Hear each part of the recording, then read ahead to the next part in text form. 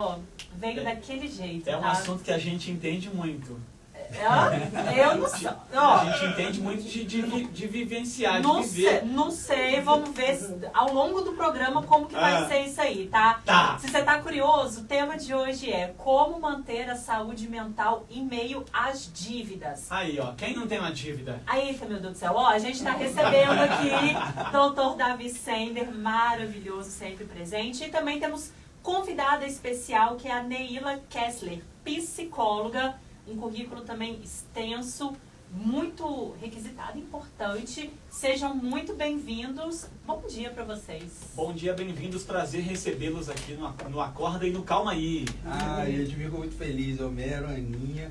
E, gente, ter a Neila aqui é uma honra absurda. Assim. A Neila é minha madrinha de casamento. Olha! Gente, é minha mentora, tá? E, assim, uma das psicólogas que eu mais confio da minha vida, assim. Realmente é um trabalho excepcional. Você vê o quão impressionante ela é capaz de fazer justamente dentro do tema que a gente tem, né?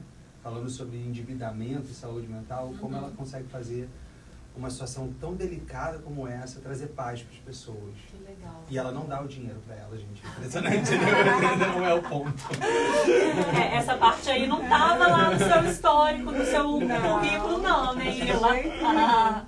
Bom dia, seja bem-vinda. Bom dia. Bom, o Davi me deixou numa situação extremamente difícil agora, né, com essa apresentação. Mas a questão do endividamento é algo que percorre a gente sempre.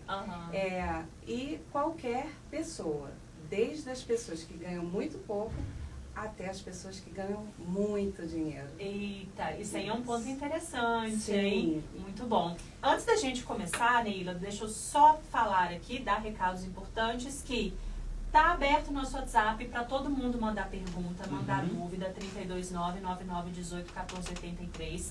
Tá rolando live também no Instagram, no Espaço Calmamente. Você pode também mandar sua pergunta por lá. E também no Instagram do Dr. Davi Sender, num ângulo, é esse aqui, né, doutor? Um ângulo bem alternativo, mas também você pode mandar sua pergunta por lá. Boa.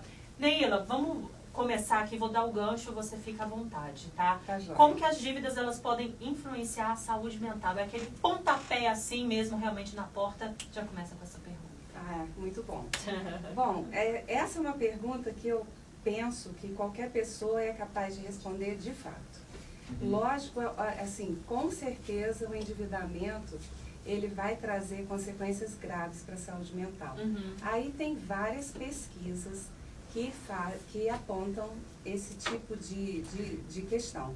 O Davi, que ama pesquisa, gosta de número, ele com certeza vai contribuir com a gente em relação a isso. Mas, na perspectiva comum do que a gente pensa, a questão é, se eu estou endividado, obviamente eu vou me sentir mais ansioso, certo? A ansiedade e a depressão são coisas que vêm juntas, a gente chama de comorbidade, né? Então, se eu começo a ficar muito ansioso, se eu começo a perder meu sono, se eu começo a pensar no que eu vou ter que fazer no dia seguinte para resolver uma questão que já está sem controle agora, eu comecei a ter problemas que não são só da ordem do meu pensamento, já começaram a alterar o meu funcionamento psíquico e já começou a alterar a minha saúde. Então, essa pergunta é sim, sim, sim. O endividamento certamente vai trazer alguns malefícios muito importantes na saúde. E a gente pega isso no consultório, né, Davi? O tempo todo.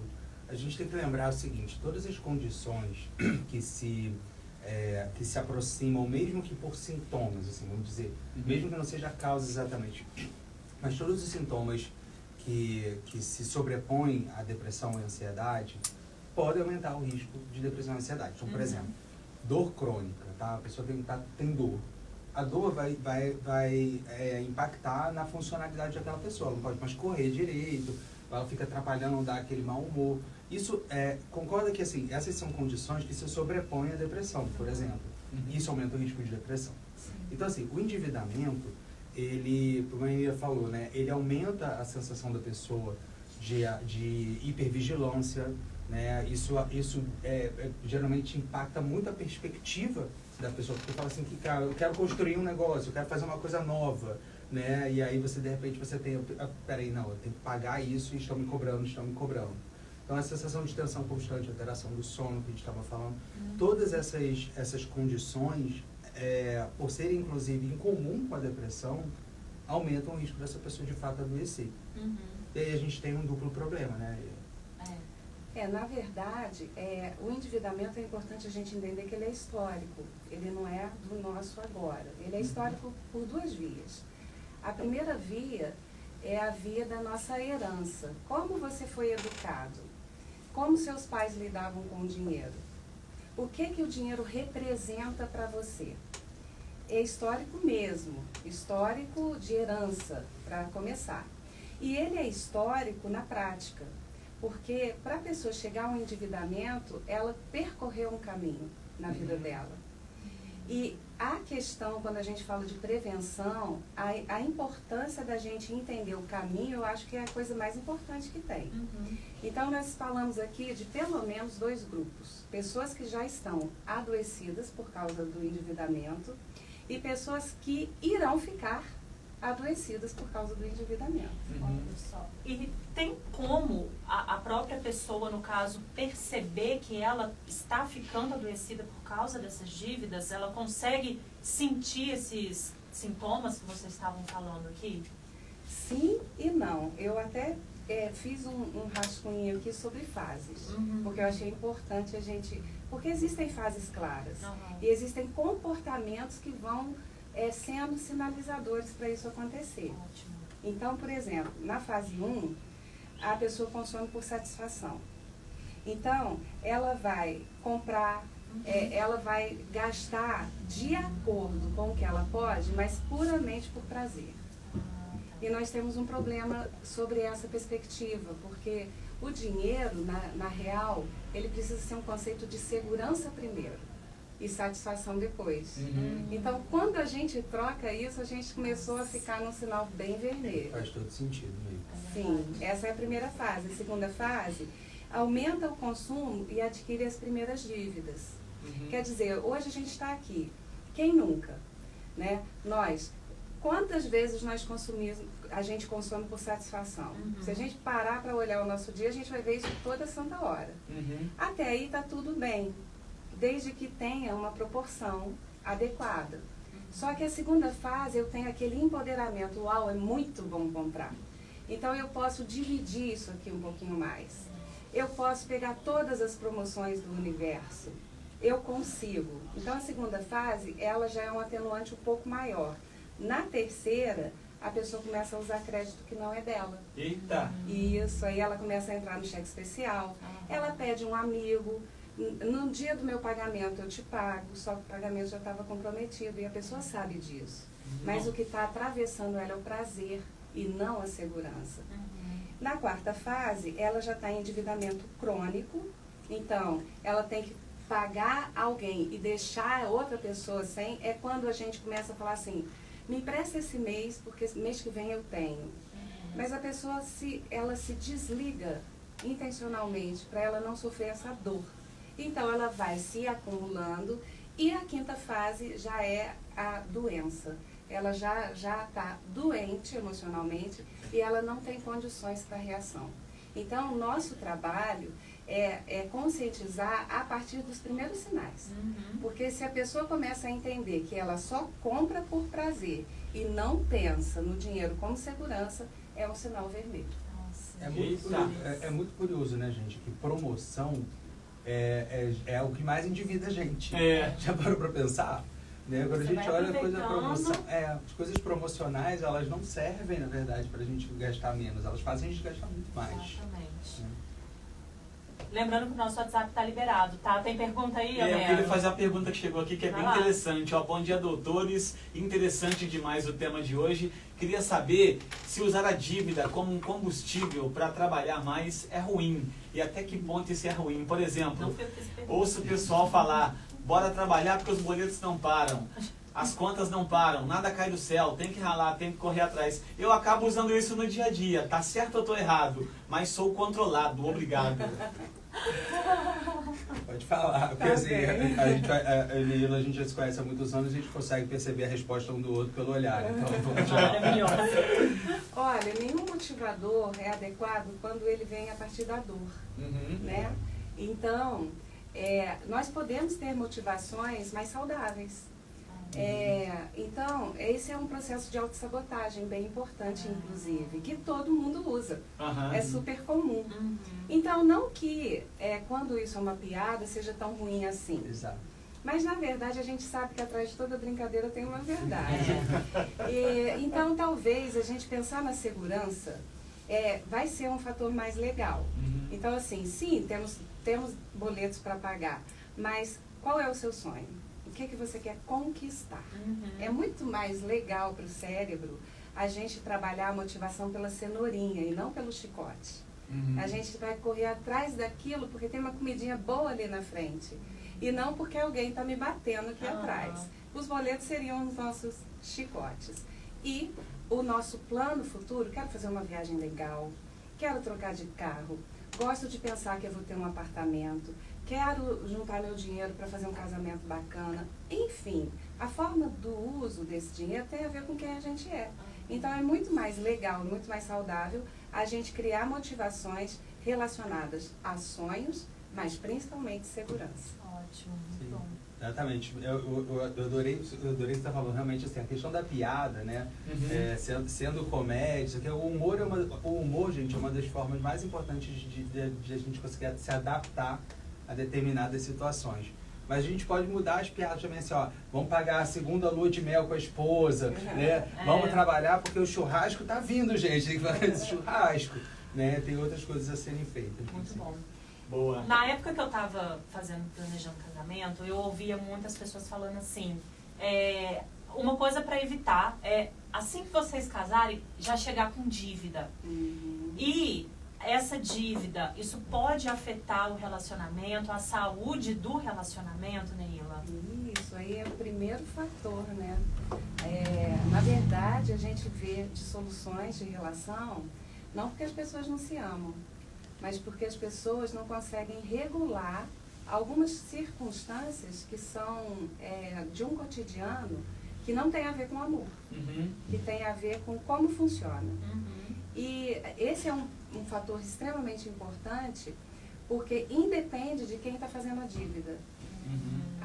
A questão da relação acaba da mesma forma. Então, quem está endividando diz, ela não compreende, ou ele não compreende. Eu fiz isso por causa da nossa relação, eu fiz isso para que satisfizesse a ele ou a ela. E o outro diz, eu não pedi nada disso, eu detesto dever. E aí essa discussão, ela vai tomando proporções que vão minando a condição da relação em si. Mas é uma dos maiores fatores de separação. Chegou uma pergunta aqui, desculpa interromper, doutor, chegou uma pergunta parecida. Bom dia, doutores. A forma como o casal lida com o dinheiro, se um é cuidadoso demais e o outro é descuidado, pode levar ao fim de um casamento? Obrigado. Ou a manutenção do casamento, na verdade, né? Mas assim, uma coisa, me lembra de não deixar sair essa pergunta que ele falou. Tá. Porque assim, para mim uma das mensagens mais importantes que a gente tem que ter em relação a essa temática, que é o que eu sempre falo para os pacientes lá da Calmamente. A gente acaba abordando, né, lá no espaço sobre dinheiro, porque dinheiro tem relação com saúde mental. É falta dele também. Mas o fato é, dinheiro nunca é sobre dinheiro. A Neila começou falando aqui, né? A primeira coisa que a Neila falou sobre isso, sobre o significado dele para cada um. Para algumas pessoas, dinheiro é poder, para outras é segurança, para outras é possibilidade, oportunidade, identidade. Então, a gente precisa pensar no que ele significa para cada um. Porque na falta dele, isso também vai explorar, vai aumentar, né, o significado que ele tem. Por isso que cada pessoa sofre de uma maneira completamente diferente em meio a dívidas. Tem pessoas que endividadas nem sabem que aquilo ali está gerando sofrimento. Porque estão tão cronicamente endividadas que falam, tá tudo certo, já estou assim há não sei quanto tempo. Mas que se surpreendem quando conseguem pagar por algum motivo, sai um negócio do governo, que paga, fala assim, nossa, que alívio, eu nem sabia que eu sentia mais, eu poderia sentir mais isso, né? Então, assim, quando a gente fala de casais, por exemplo, né, a mesma dinâmica acaba acontecendo. Dinheiro não é sobre dinheiro. A diferença é que a intenção de um e o comportamento do outro gera uma consequência muito prática. Muito prática. E aí, por fim, eu acho que talvez também responda essa pessoa. Estresse agudo, tipo assim, ficar endividado, receber uma grande dívida, por exemplo, descobrir que eu tenho uma dívida enorme. Estresse agudo não tem o mesmo potencial de adoecer alguém do que o estresse crônico. O estresse, uma dor, sabe, tipo assim, uma dor de quem já teve pedra no rim, vamos dizer. Pedra no rim não deprime tanto quanto uma pessoa que tem uma hérnia de disco que está ali sempre média dor, mas constante. Então, o endividamento cronificado e quando a pessoa não tem esperança de pagar, né, que acho que é um dos principais fatores. Então, no caso do casal, eu vou deixar você, né, responder. Você já respondeu. Já respondi? Sim. É isso, que quando a pessoa tem um que segura, o outro que não, às vezes isso até inclusive ajuda, né, os dois equilibrar. E aí, para essa pessoa, o que eles devem fazer? Terapia de casal ajuda? Cada um fazer um separado, isso ajuda? Qual que é a solução, talvez, para esse casal? A solução para o casal, na verdade, é a solução para a gente, né? Entenda que, sobre a perspectiva da relação a dois, nós estamos falando de indivíduos também, né? Quando a gente está junto, a gente não perde o eu e o tu. O nós é uma terceira pessoa.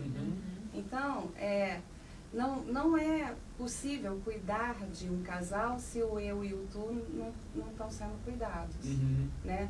E, de repente, o outro, muito regulador, tem pouca compreensão sobre os aspectos que motivam o gasto. E às vezes não. 100% das vezes, o gasto está associado à compensação. E principalmente quando o gasto é sem freio.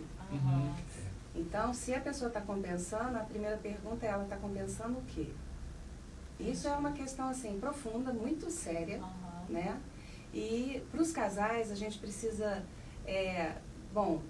quais os passos que eu sugiro? Primeiro, quando está nesse nível, as pessoas já não dialogam mais, elas se acusam. Elas não têm mais condições de dialogar. E elas falam sempre para uma terceira pessoa: tá vendo como ele é? Tá vendo como ela é? Colocam sempre alguém para tentar mediar. Isso já é uma expressão de vontade de ajuda. Mas isso é impossível, né? Fora do consultório. Então, a terapia de casal ela é super importante porque ela vai começar a criar um diálogo e uma mediação. Então, eu diria que é o primeiro passo. Se as pessoas já fazem terapia, ótimo, individual. Mas normalmente não. Então, eu sempre penso que trabalhar o casal em primeira instância e o próprio terapeuta de casal vai recomendar a terapia individual. Sim. E aí sim, a gente vai começar a entender o que o dinheiro significa para cada um deles. E lá, na terapia da mediação, que é do casal, eles vão conseguir entender esse lugar, esse diálogo, esse princípio, esse valor. E aí sim a gente vê melhoras significativas. Ótimo. Interessante como é que o tema puxa outra coisa. Não sei se vai poder, se cabe a pergunta, mas o ouvinte mandou, eu vou fazer. Bom dia, doutores, bom dia a todos. E quando a pessoa é pão dura demais, segura demais, ela passa a ficar em dívida com a vida por não aproveitar nada do dinheiro? Obrigado. Isso, interessante a pergunta, hein? Nossa. E aí, doutor, vai ficar em dívida com a vida? Como é que é? Olha, vou falar uma coisa interessante. Eu adorei essa pergunta, depois quero bater papo com essa pessoa, né? Você podia vir para cá sobre a condição filosófica. Eu e o meu esposo, uma vez, a gente teve um senhor aqui, um médico que faleceu aqui em Juiz de Fora tem um tempão. E a família veio e fez um garage sale, assim, eles abriram a casa dele, assim, eles moravam fora de Juiz de Fora e falaram: então vai lá e compra o que você quiser, e ele mandando o preço na hora, né? Isso é muito comum em Brasília. Aí, eu e o Leandro, a gente foi, e aí eu adoro coisa velha, né? Quinquilharia, tralha, aí fui pegando coisa aqui, uma caneta que eu achei legal, e aí o Leandro foi na adega dele. O cara era meio acumulador, tinha uma coisa meio acumuladora. Assim. E aí, na adega dele, tinha uns vinhos que estavam assim, com a embalagem muito velha. Dá pra ver que o vinho era velho, mas não era tipo assim, aquela coisa de um vinho tá guardado aqui. Não, o vinho tava lá, assim, já tinha envelhecido e eram vinhos muito bons. Eram vinhos que, vários deles que a gente comia, assim, a família nem sabia o que era, assim, vendeu, fez banana. Mas, e vários deles estavam estragados. Né? A gente pegou um ou outro ali que era bom. E aquilo abriu uma chave, assim, virou uma chave na nossa cabeça de que aquele senhor não teve a oportunidade, muito entre aspas, né, de experimentar aqueles vinhos maravilhosos que ele tinha na adega. Ele foi embora antes. E não é que ele tinha acabado de comprar, ele estava aguardando para vários momentos especiais. Ou os momentos especiais da vida não vieram nunca, né? Ou ele não deu, ele não criou essa oportunidade. Então, isso que esse ouvinte falou, eu concordo com ele. Assim, a gente, uma coisa é você ser pão duro, né? Assim, no sentido de mesquinho. Né? A outra é você ter a segurança, né? Que a Neila está colocando também, né? Sobre a importância de você saber priorizar. Que é diferente. É bom a gente sempre lembrar que todo extremo é ruim. Então, sempre, são diquinhas que de vez em quando a gente pensa, mas isso está certo ou errado? É extremo? É ruim. Sempre, sempre, sempre. Nós trabalhamos sempre com um ponto de equilíbrio. Um pouco aqui, um pouco ali, o caminho do meio, o cinza, né? Nem preto, nem branco. Vamos ali, ó, na paleta. Então, os exageros são questões que preocupam muito. Sobre essa perspectiva da pão-durice, as pessoas gostaram, né? E ficou bom, né? Perspectiva da pão-durice. Ficou super elegante. Cara, quase que foi boa. Pois é, então, sobre a perspectiva da pão-durice, é importante entender que a pessoa que não consegue gastar dinheiro, ela está em franco sofrimento. Ela também sofre. E ela sofre, eu posso dizer, tanto quanto uma pessoa que está endividada.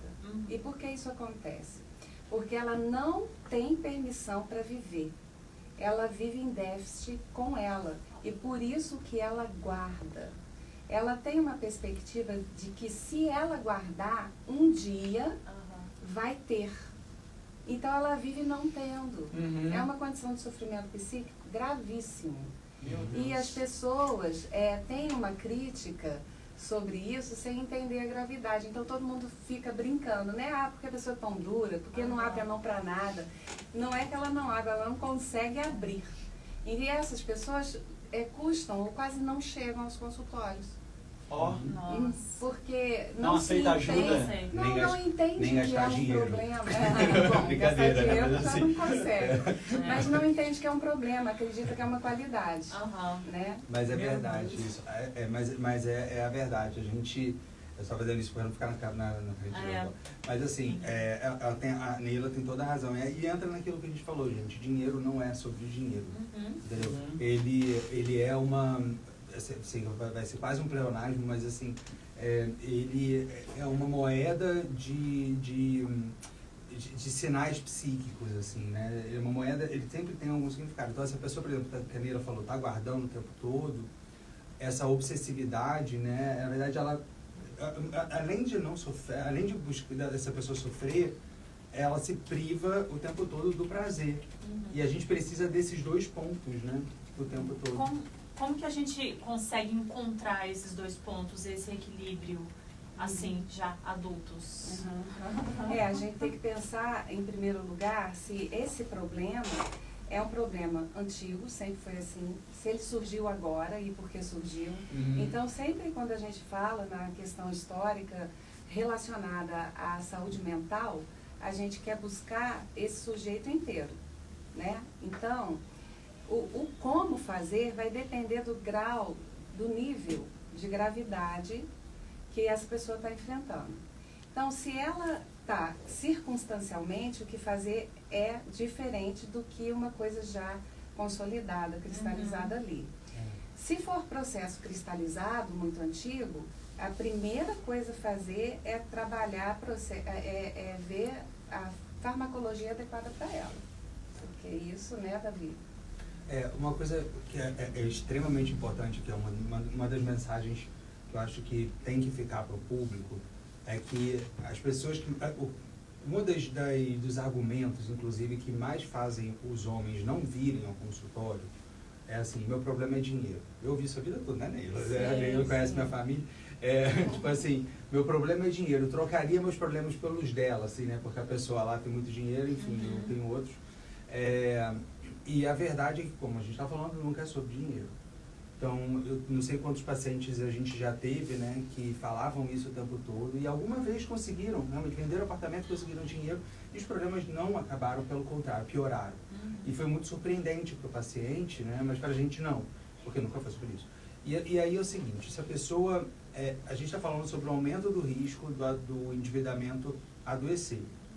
Quando ele começa a dar sinais de adoecimento, a pessoa vai perdendo o sono, vai perdendo, às vezes aumenta muito o apetite ou diminui o apetite, o nível de estresse afeta a cognição, afeta a atenção, afeta a memória, a pessoa muitas vezes deprime, e aí a capacidade dela de conseguir buscar outras rendas, a capacidade dela de produtividade, de conseguir entregar, cai. Diminui. E aí é o ciclo vicioso que a Neila estava comentando, né? A pessoa adoece, o endividamento pode levar ao adoecimento e o adoecimento pode levar ao endividamento. Olha isso. Então, um vai piorando o outro. Sair disso, as pessoas, ao invés a ideia de que simplesmente o dinheiro entrar ali vai ser vai ser a grande solução, na maior parte das vezes é uma ilusão. Na maior parte das vezes não sozinho. O dinheiro, até porque a pessoa entrou nessa dívida como, né? Muito embora, né, Neila, as pesquisas mostram que o que mais gera dívida, na verdade, fora de um contexto psiquiátrico, é desemprego, realmente, né? O paciente ficar desempregado e condições sociais, né? Do tipo inflação, essas coisas, né? Que são os principais. Muito bom. Encerramos assim. Acabou o tempo. Uma pena, de né, hoje. Aninha? Mas, realmente é um assunto que rende muito, gente. É muito importante a gente falar sobre isso.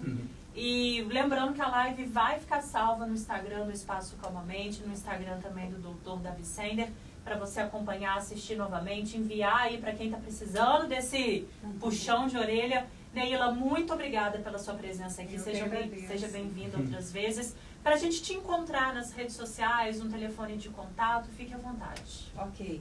É Neila Kessler, no Instagram, no YouTube também. Eu trago conteúdos para psicoeducação, para melhorar essa condição, né, das pessoas compreenderem o sentido das coisas. E colada no Davi. Com certeza. Doutor, muito obrigada. Aproveitando aí, muito obrigada por mais um Calma Aí, essa sexta-feira. Eu que agradeço, gente. Agradeço sempre a oportunidade e confesso, eu vou falar uma coisa assim, me gabar de uma coisa. Os convidados são sensacionais, né? Dá licença. Galera arrasa. Dá licença, Muito gente. bom. Semana que vem, quem vem vai ser o Rafa e a Neila. Muito bom. Que legal, muito bom. Vamos falar sobre uma temática que é emocionante. Vamos falar sobre propósito. Eita, Isso aí. sexta que vem tem mais Calma Aí, às 8h30. Muito bom. Doutor Davi, obrigado, Neila. Prazer em conhecê-la e recebê-la, viu? Obrigada, gente. Acabou a